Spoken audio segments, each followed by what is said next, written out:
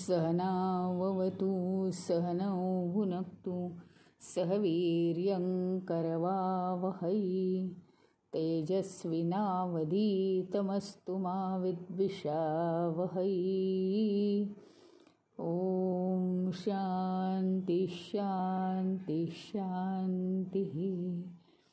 अखण्डमण्डलाकारं व्याप्तं येन चराचरं तत्पदं दर्शितं येन तस्मै श्रीगुरवे नमः। अज्ञानतिमिरान्धस्य ज्ञानाञ्जनशलाकया चक्षुरुन्मीलितं येन तस्मै श्रीगुरवे नमः। गुरुर्ब्रह्मा गुरुर्विष्णु गुरुर्देवो महेश्वरः गुरुरेव परं ब्रह्म तस्मै श्रीगुरवे नमः। स्थावरं जङ्गमं व्याप्तं यत्किञ्चित् सचराचरं तत्पदं दर्शितं येन तस्मै श्रीगुरवे नमः। चिन्मयं व्यापि यत्सर्वं त्रैलोक्यं सचराचरं तत्पदं दर्शितं येन तस्मै श्रीगुरवे नमः। त्वमेव माता च पिता त्वमेव बन्धुश्च सखा त्वमेव विद्या द्रविणं त्वमेव सर्वं मम देवदेव त्वमेव सर्वं मम देवदेव।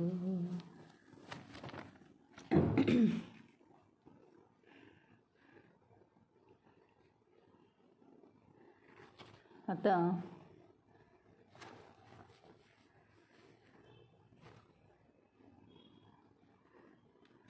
मनन श्रवण मनन निधिध्यासन याचा आपण अभ्यास केला। 7वा प्रश्न आज चालू आहे। केनस्विद् द्वितीयवान भवति, म्हणजे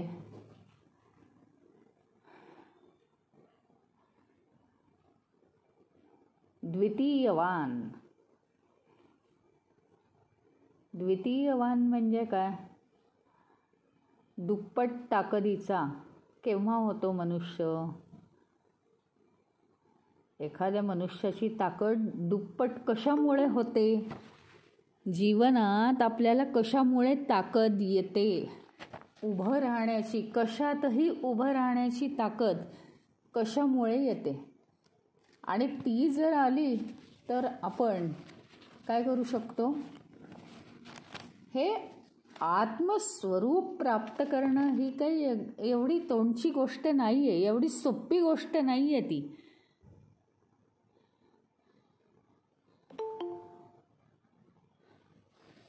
त्याच्यामुळे आधी आपल्याला ना रोज जीवनातल्या छोट्या मोठ्या गोष्टींना सहजपणे तोंड देण्याची ताकद आली पाहिजे.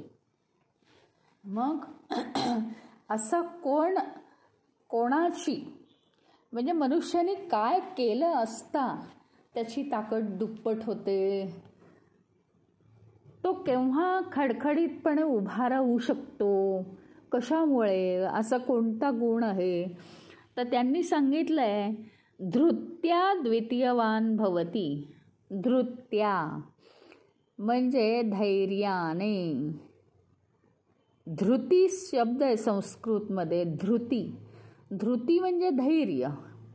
मराठीमध्ये धैर्य हे नपुसकलिंगात आहे, पण संस्कृतमध्ये धृती हे स्त्रीलिंगात आहे. ती धृती म्हणजे ते धैर्य. तर धैर्य धैर्यामुळे मनुष्याची ताकद दुप्पट होते, असं या प्रश्नाचं उत्तर आहे. धृती म्हणजे काय माहिती का? साधं छोटं मोठं धैर्य नाही, प्रचंड धैर्य म्हणजे धृती. नुसतं आपण म्हणतो ना शौर्यवान, धैर्यवान, असं नाही आहे ते. प्रचंड धैर्य म्हणजे अतिशय अतिशय अडीअडचणी असतानाही त्यातनं धैर्याने मार्ग काढणं म्हणजे प्रचंड धैर्य म्हणजे धृती. आणि जबरदस्त इच्छाशक्ती सुद्धा असली पाहिजे त्यासाठी. नुसतंच धैर्य असून उपयोग नाही. आणि हे धैर्य केव्हा येतं माहिती का? आपल्याला एखादी गोष्ट मिळवण्याची तळमळ असेल तरच हे धैर्य येतं आपल्याला. अनेक म्हणजे सर्वसाधारण सामान्य जीवन जे आहे ना आपलं, त्याच्यात खूप अडथळे असतात, खूप आव्हानं असतात. आणि हे तर म्हणजे शेवटी आपण आपल्या विषयाला सोडायचं नाही आहे. परमेश्वर प्राप्तीचं जर तुम्ही ध्येय ठेवलं तर ते तर सगळ्यात शेवटचं आहे. म्हणजे आधी आपण काय म्हणतो, हां ते मला असं झालं, ते मला तसं झालं, आज मला हा प्रॉब्लेम होता, आज मला तो, आणि म्हणून मग मी ध्यान नाही केलं असं आपण म्हणतो. की मला ध्यानाला वेळ नव्हता, मग आज पाहुणे आले, मग काय पाहुण्यांसमोर ध्यान करायचं का? ध्यान हे कसंही होऊ शकतं. त्या दिवशी जर मिस करायचं नसेल, अंधार झाला, लाईट घालवले, सगळे झोपले, आपण आडवं करून न झोपता ध्यान करायला सुरुवात केली, झोपल्याची फक्त ॲक्शन केली, बस बाकी काही केलं नाही, तर ध्यान हे केव्हाही होऊ शकतं. झोप न लागता ध्यान केलं तरी ते होऊ शकतं. तर हे सांगण्याचा उद्देश एवढा आहे की सर्वसामान्य जीवनातच आम्हाला आज एक अडथळा आहे, उद्या एक अडथळा आहे, परवा आणखीन तिसरंच आहे, एक सोडवलं नाही तर दुसरंच डोक्यावर येऊन कोसळतं आहे. याच्यातच आपण जर बुडून गेलो तर हे आत्मस्वरूप तर प्राप्त करायला प्रचंड धृती लागते. तुम्ही रामाचा वनवास बघा किंवा पांडवांचा सुद्धा वनवास बघा, किती अडचणी, म्हणजे पूर्ण ते जीवावर बेतल्यावर सुद्धा कुठेही धैर्य गमावलेलं नाही. धैर्य असेल तर माणूस उभा राहू शकतो, नाही तर माणूस कोलमडतो. म्हणजे त्याला जीवन जगण्याची कलाच नाही आहे असा त्याचा अर्थ असतो.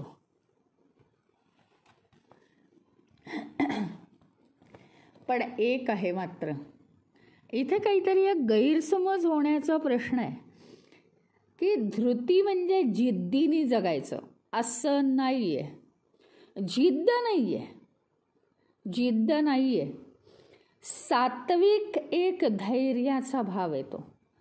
जिद्दीमध्ये काय असतं, राजसिक आणि तामसिक दोन्ही गुण असतात. हे तुम्हाला जास्तीत जास्त त्या अनुभव पातळीवर काम केल्यावर कळेल. जिद्द वेगळी आणि धृती वेगळी आहे. जिद्द जे आपण करतो ना, मी करणार म्हणजे करणारच, आणि आपण म्हणतो ना हो त्याची जिद्द होती म्हणून तो पहिला आला, ते ठीक आहे, तरुणपणात ठीक आहे. पण एकदा अंडरस्टँडिंग आलं, एकदा समज आली ना की शांत चित्तानीच आपल्याला ते ध्येय गाठायचं आहे. परंतु त्याच्यासाठी कितीही अडचणी आल्या तरी अंगी धैर्य पाहिजे. काही हरकत नाही, मी पोहोचीन तिथपर्यंत. आणि आयडियाज पाहिजेत, मुख्य म्हणजे अतिशय खूप आयडियाज पाहिजेत. ठीक आहे, असं झालं ना काही हरकत नाही, करू प्रयत्न. म्हणजे कुठल्याही अडीअडचणींना आणि आव्हानांना तोंड देऊन अतिशय अडचणीच्या काळातून तिथं पोहोचायचं म्हणजे धृती आहे. धृती ही सात्विक असते, सात्विक भाव आहे त्याच्यात. शांत चित्त आहे, आणि तरीसुद्धा आपलं ध्येय सोडलेलं नाही आहे. धृती म्हणजे काय? एक आंतरिक शक्ती, आंतरिक ताकद आहे, अंतर्मनाची ताकद आहे. आपल्यामध्ये ती दृढ निश्चय, दृढ श्रद्धा निर्माण करते आणि आपल्याला ती एका उदात्त आदर्शापर्यंत घेऊन जाते. उदात्त विचार होतात आपले. आता तुम्हाला सांगायचं म्हणजे उदाहरणं तर इतकी आहेत. केवढा दृढ निश्चय होता त्या प्रल्हादाचा. उकळत्या तेलात टाकल्यावर सुद्धा त्याला ते भाजलं नाही, कारण नारायण मनात संपूर्ण, आत बाहेर नारायण. देह मी नाहीच आहे, नारायण नारायण, बस फक्त तेच, तेवढंच, बाकी काही नाही. ध्रुव बाळाला खूप लहान होता तो, त्याच्या मनाला खूप लागलं की आपल्याला वडिलांनी मांडीवर बसू दिलं नाही आणि त्याला अढाळ पद मिळालं. केवळ धैर्य, लहान वयात वनामध्ये गेला आणि तपश्चर्या केली. धैर्य. या कठोपनिषदातला हा नचिकेत घ्या. नचिकेत वयाच्या 8व्या वर्षी यमाकडे गेला की माझ्या वडिलांनी असं काय केलं, एवढा यज्ञ केला, काय त्यांची चूक झाली आहे म्हणून त्यांना तू घेऊन गेला आहेस. माणसाचं काय ध्येय असतं आणि यमदेवाला विचारलं तुला काय अपेक्षित आहे, माणसाने काय केल्यानंतर त्याची पापं कमी होतात. आणि असं कोणतं ज्ञान आहे की पापांपासून ते आपल्याला लांब ठेवतं? असं कोणतं ज्ञान आहे जे प्राप्त झाल्यावर काहीच मिळवायचं राहत नाही? माहिती आहे, तो यम तिथे नव्हता. 3 दिवस यम नव्हता. त्याला सांगितलं तू त्या गेस्ट रूममध्ये राहा आणि तू आलाच आहेस इथे आमचा अतिथी म्हणून. त्याच्या कुटुंबियांनी सांगितलं यमाच्या, अतिथी म्हणून आला आहेस तर तुला आम्ही सगळे तुझं स्वागत करू, तू त्या गेस्ट रूममध्ये राहा आणि 2-3 दिवसांनी यम येईल, त्यांच्याशी मला बोलायचं आहे काही झालं तरी. 3 दिवस नचिकेत जेवला नाही. माझं बोलणं झाल्याशिवाय मी इथून हलणार नाही आहे आणि काहीही केलं नाही त्याने. 3 दिवस मला गेस्ट रूमची गरज नाही, तिथे तिष्ठत तो उभा राहिला.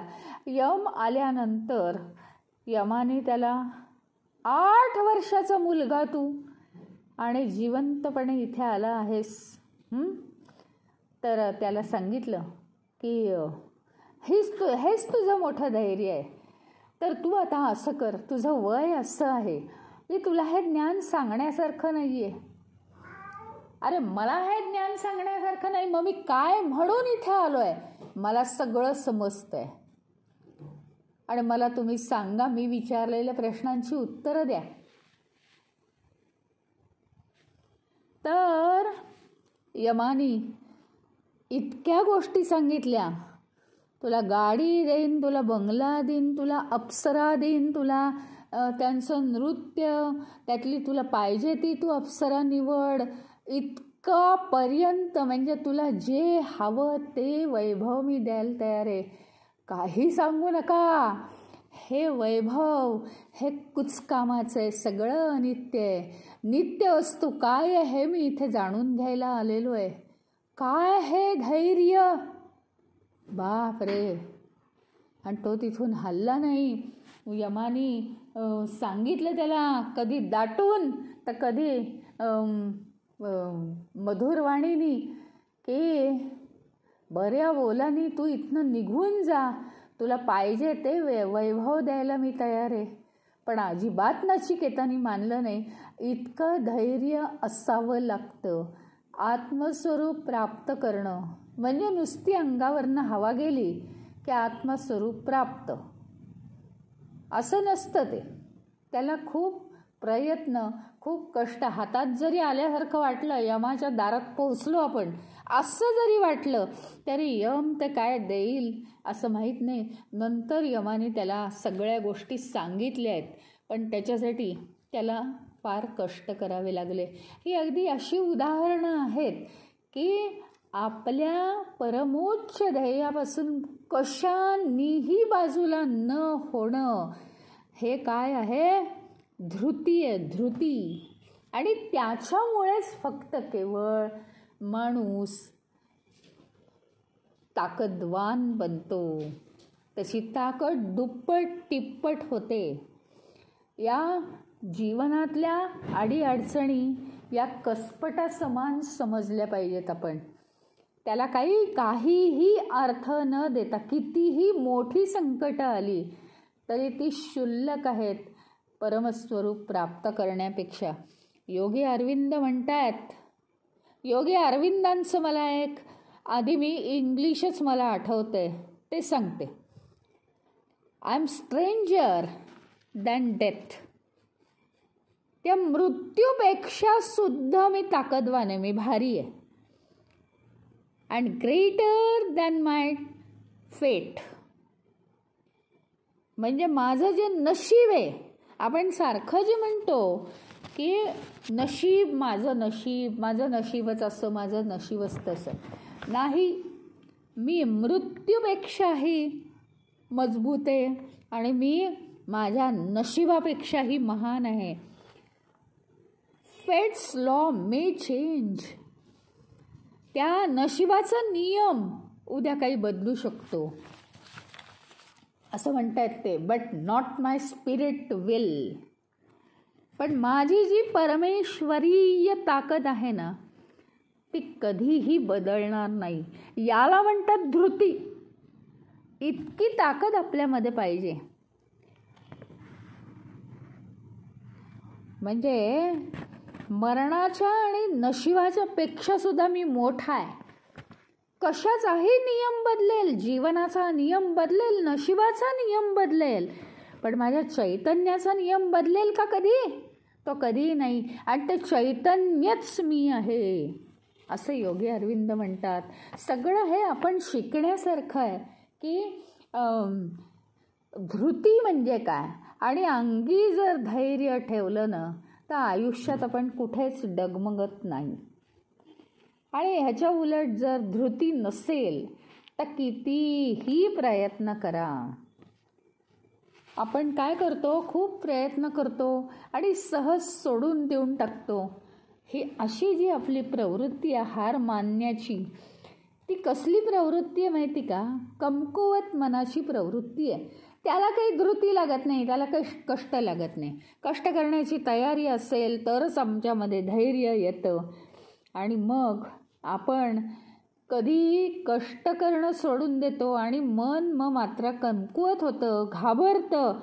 आणि मग आपण म्हणतो की जीवन एवढं चांगलं नाही आहे, सरळ नाही आहे, सोपं नाही आहे. आणि मग काय करतो आपण? मग पूर्ण प्लॅटफॉर्म म्हणजे पूर्ण रूळ उतरून आपली गाडी खाली घसरते आणि आपण दुसऱ्या लोकांना आपल्या जीवनामध्ये आपण दुसऱ्या लोकांना दोष द्यायला लागतो, परिस्थितीला दोष देतो. आणि काहीतरी माझ्या जीवनात असं का झालं तर निमित्त शोधण्याचा प्रयत्न करतो. तसं नाही आहे. तर या सगळ्यांपासनं म्हणजे ज्या घटना घडतील, जी परिस्थिती जीवनात येईल, चांगली येईल, कठीण येईल, त्या सगळ्या परिस्थितीला आपण निमित्त म्हणून घ्यायला शिकलं पाहिजे. त्यांच्यापासून आपण उत्साह, प्रेरणा आपल्यामध्ये आणली पाहिजे. आणि जितके अडथळे जास्त तितकं त्यांना पार करण्याची प्रेरणा आणि शक्ती आपल्यामध्ये येणं, यालाच म्हणायचं धृती. ध्येयाची आपली उदात्तता. आणि आपण कधीही आपलं ध्येय न सोडणं, त्याला कधीही सोडायचं नाही. विश्वास, श्रद्धा ही आपल्या मनातली स्थानं कधीही इकडे तिकडे जाऊ नये, द्यायची नाही. कितीही अडथळ्यांच्या तोंडावर आलं ना, अडथळ्यांच्या तोंडावर, तरी आपलं अगदी सहज भागून जाईल जर श्रद्धा असेल तेवढी. तर हे सगळ्या अडीअडचणी खरं म्हणजे आपल्याला जर धृती असेल तर कार्य करण्यासाठी आपल्याला प्रेरणाच देतात. नुसतं कार्य कठीण आहे, कार्य कठीण आहे, जीवन काय सोपं आहे का हे म्हणणं चूक आहे. आपली चिकाटी आपल्याला सामर्थ्य देत असते नेहमी. आणि काय आहे की कमकुवतपणा आला की आपण काय म्हणायचं की भगवंत आहे. गीतेमध्ये सांगतायत भगवंत की हा जो अगदी क्षुल्लक असलेला हा कमकुवतपणा आहे अर्जुनाचा, त्याला सांगतायत भगवंत हा क्षुल्लक कमकुवतपणा तू सोडून दे आणि नियत कर्म करायसाठी तू पुढे हो. आता बस झाला हा मूर्खपणा तुझा.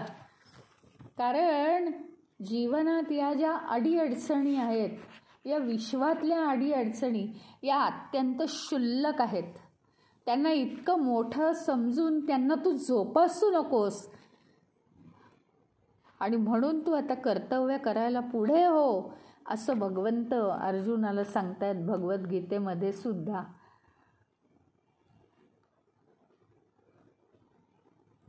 16व्या अध्यायात सुद्धा आपल्याला ह्याचा भाग आलेला दिसेल.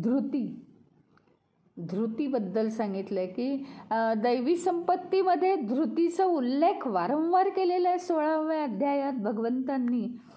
आणि शंकराचार्य आता काय म्हणतात, शरीर इंद्रिय आपली जेव्हा खूप थकतात ना,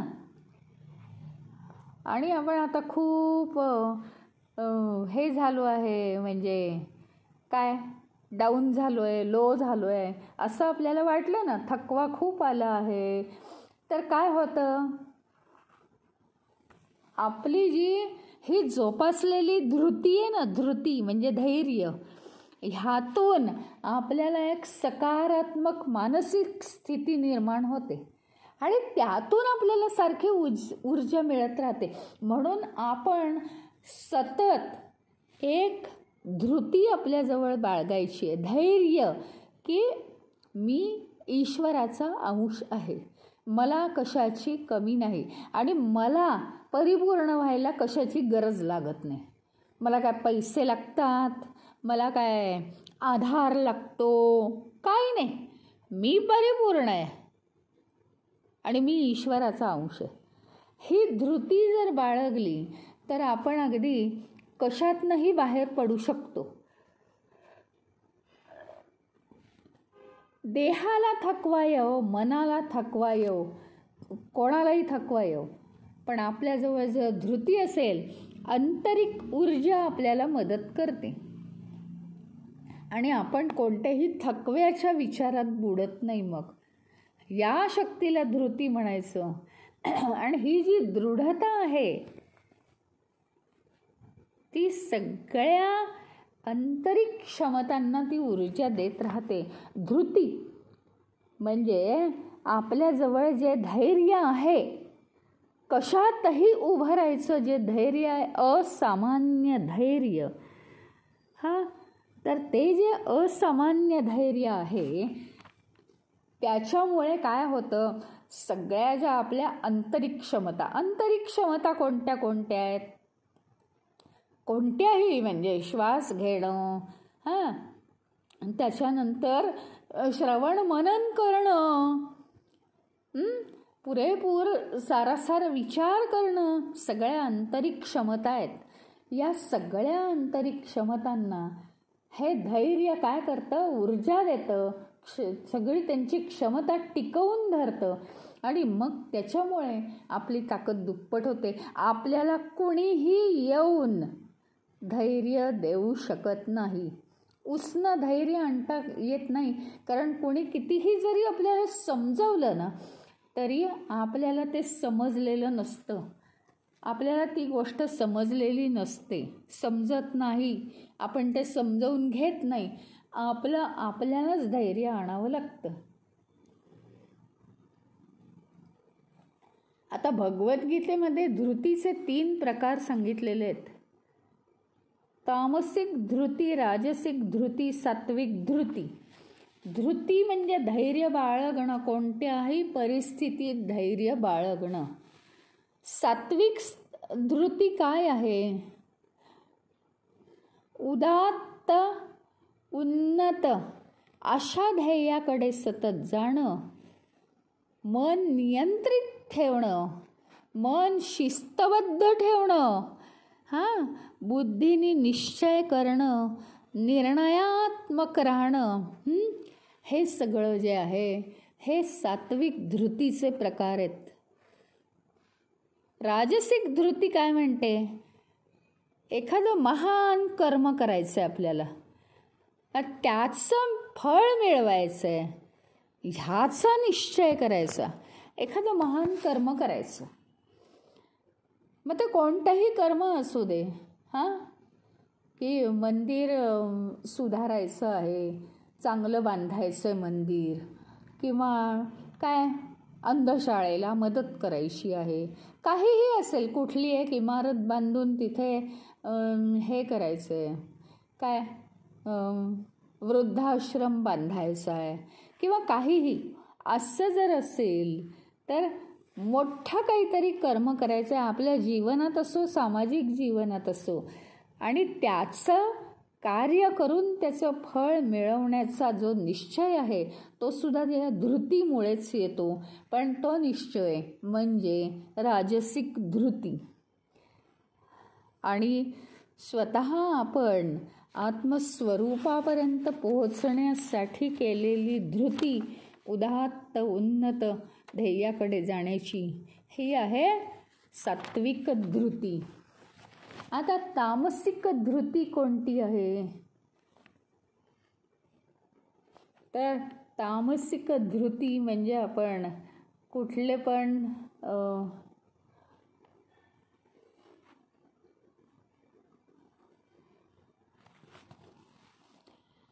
हे करतो ना, कोणत्याही साध्या छोट्या कार्यासाठी आपण जिद्द बांधून प्रयत्न करतो, आणि मग त्याच्यात काही आपल्याला लागलं, आपल्याला बरं नसलं तरी आपण करतच राहतो. ती आहे तामसिक धृती.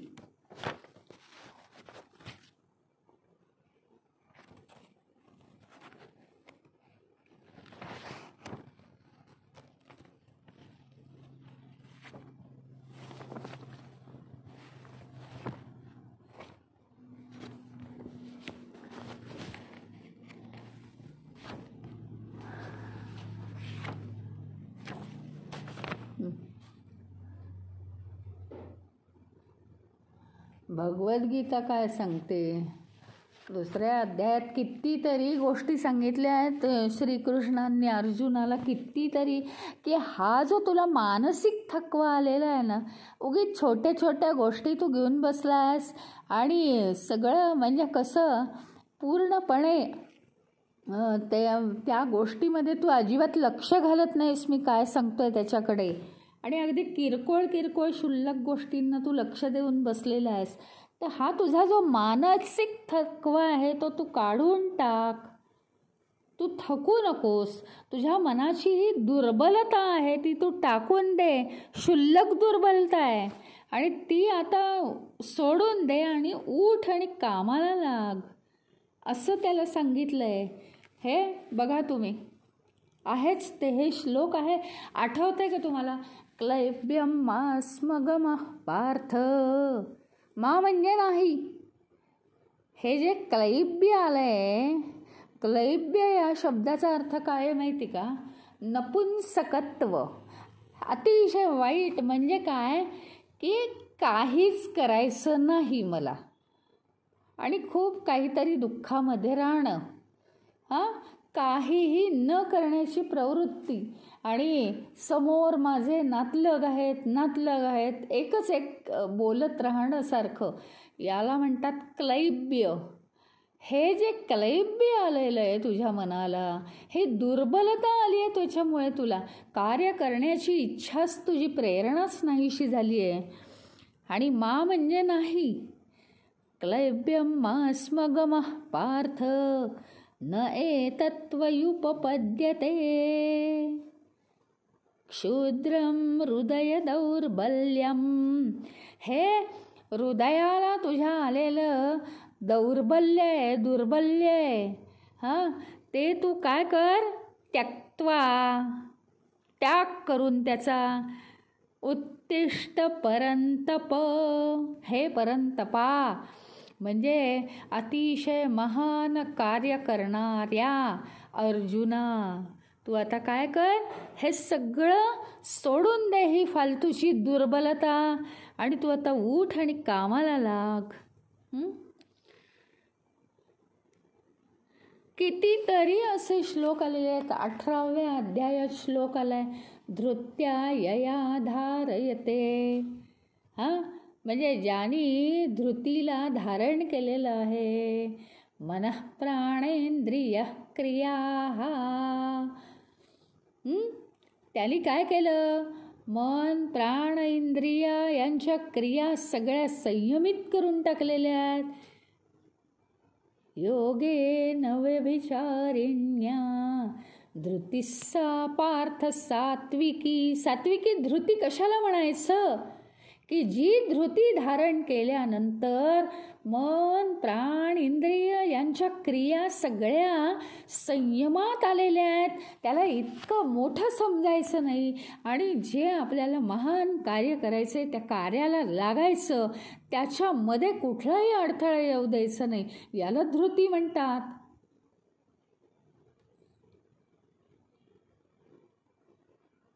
यया तू धर्म कामार्थान धृत्या धारयते अर्जुन. प्रसंगेन फलाकांक्षी धृतिस्सा पार्थ राजसी. म्हणजे धर्म कामार्थ, धर्म काम मोक्ष सोडून धर्म काम अर्थ हे प्राप्त करण्यासाठी जो धृती धारण करतो, हां, तुला आता अर्जुना अशी धृती धारण केली पाहिजे. प्रसंगेन फलाकांक्षी, फळाची आकांक्षा ठेवून जो ही धृती धारण करतो तो काय आहे, धृतिस्सा पार्थ राजसी. फळाची अपेक्षा ठेवून जो ही धृती धारण करतो, पण ते कर्म कसं असलं पाहिजे, कोणत्या फळाची तो अपेक्षा करतोय. अर्जुनाला भगवंत काय सांगतात, धर्म युद्ध कर, धर्मयुद्ध करायचंय. फार मोठी गोष्ट आहे, भगवंतानी योजलेलंच काम जणू काही करायचं आहे. त्याच्यामुळे अशा मोठ्या कामांसाठी एखादं जो अपेक्षा करतो त्याच्या फळाची आणि त्या दिशेने जो कष्ट करतो, त्याच्यासाठी जी धृती बाळगतो, धैर्य बाळगतो, त्याला धृती म्हणतात. आणि कोणची धृती, तर राजसी धृती.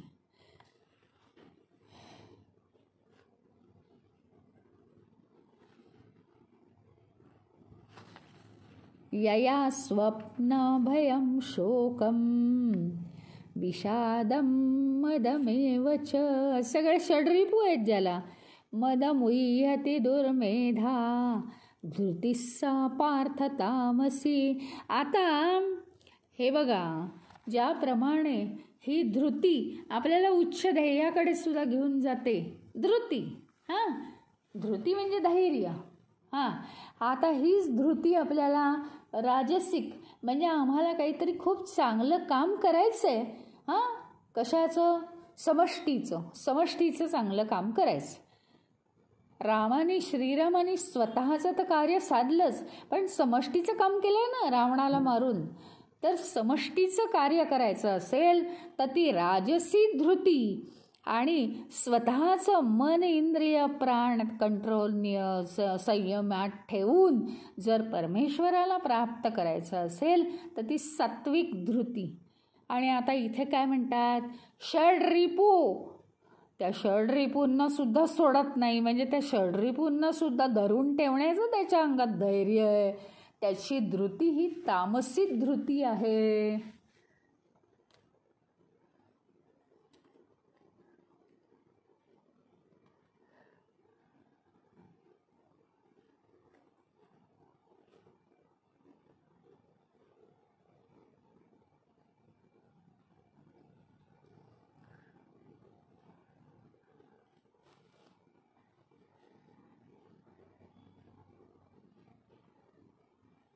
दुःखावर आम्हाला मात करता आली.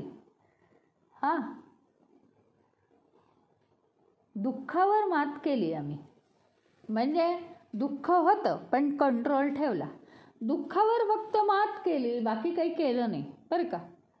बस मात केली दुःखावर. आता दुःख नाही आम्हाला.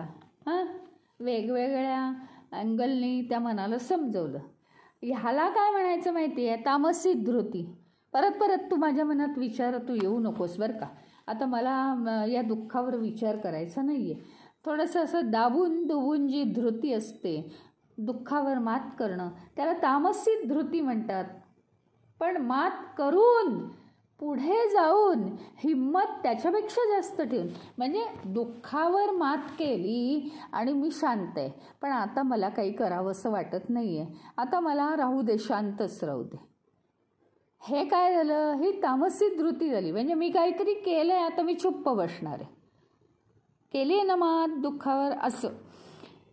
तर दुःखावर मात करून तरीसुद्धा अंगात हिंमत पुढे जाण्याची, आणि अशा वेळी जो धर्म अर्थ काम प्राप्त करू पाहतो, दुःखावर मात करून त्याच्या पुढे अजून एक स्टेप चढतो, त्याला म्हणायचं राजसी धृती. आणि सगळ्या जीवनाच्या जितक्या जितक्या क्रिया आहेत त्याच्यावर वेळोवेळी संयम ठेवून समत्व प्राप्त करतो, जो आपली क्षमता वाढवतो, ती आहे सात्विक धृती. तामसिक धृती म्हणजे काय आहे? भ्रम, संशय, भीती, ज्यातनं काहीही साध्य होत नाही, उत्पन्नही काही होत नाही, अशा गोष्टींसाठी धैर्य. काही त्यातनं मिळत नाही, काहीच मिळत नाही.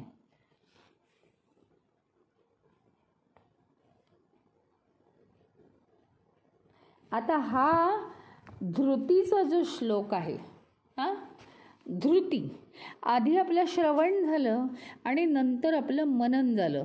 5व्या श्लोकामध्ये आपण श्रवण ऐकलं, 6व्या श्लोकामध्ये आपण मननासाठी ऐकलं. आता धृती म्हणजे धैर्य, पण हे निदिध्यासनाला जोडलेलं आहे. हे तुमच्या लक्षात आलं का? की निदिध्यासन ईश्वराचं सतत आकंठ ध्यान करायचं, पूजन करायचं, जप करायचं, मानसिक पूजन करायचं, कितीही अडीअडचणींमधनं ती तैलवत धार राहिली पाहिजे, ह्याला म्हणतात निदिध्यासन. आणि म्हणून ही धृती सांगितली आहे.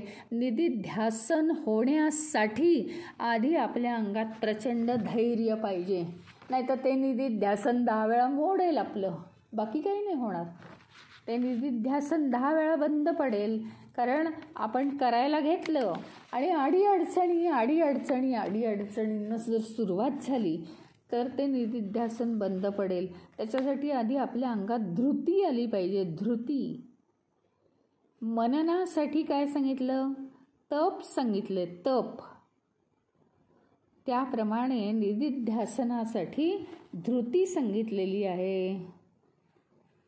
श्रवण म्हणजे अगदी हृदयापासून त्याचा गर्भित अर्थ जाणून घेणं. मनन म्हणजे सगळ्या चुकीच्या कल्पना होता त्यांचा त्याग करून बरोबर जाणलेल्या अर्थाचं मनन करणं. आणि निदिध्यासन म्हणजे अंतिम सत्य आहे त्याच्यात स्थिर राहण्याच्या मार्गावर अखंडितपणे प्रयत्न करणं. म्हणजे शेवटी जीवानी स्वतःला ब्रह्म म्हणून जाणलं पाहिजे या स्थितीत, अशी त्यांची अपेक्षा आहे. असं इथे आज हे श्रवण मनन निदिध्यासन हा क्रम इथे या 3 श्लोकांचा 5, 6 आणि 7 यांचा पूर्ण झाला.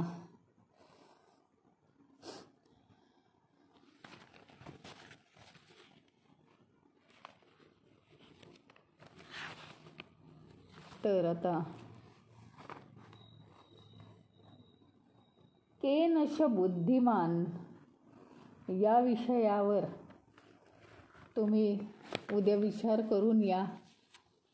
उद्या तास सुरू झाल्यावर आधी हा प्रश्न असेल की बुद्धिमान कोण असतो, कशाने मनुष्य बुद्धिमान होतो, कसाही अर्थ घ्या. मला उत्तर ऐकायला खूप आवडेल तुमच्याकडून. ओम